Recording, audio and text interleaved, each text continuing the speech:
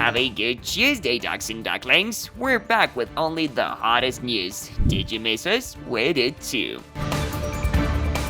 Joe Biden has dropped out of the presidential race. Pavel Durov is also launching a mini app store for Web3 projects in Telegram. Vitalik Buterin published his first political article. Let's start with the first. Joe Biden left the presidential race.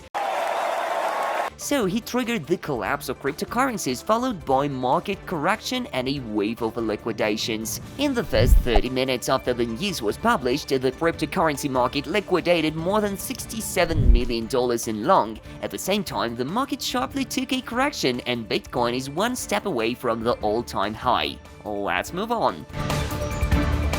Pavel Durov announced the launch of a mini store for Telegram, which will include Web3 applications.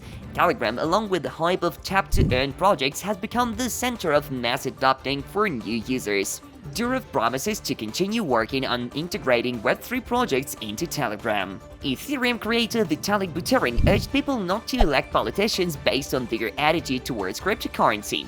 Buterin urged support for the idea of freedom inherent in blockchain technology.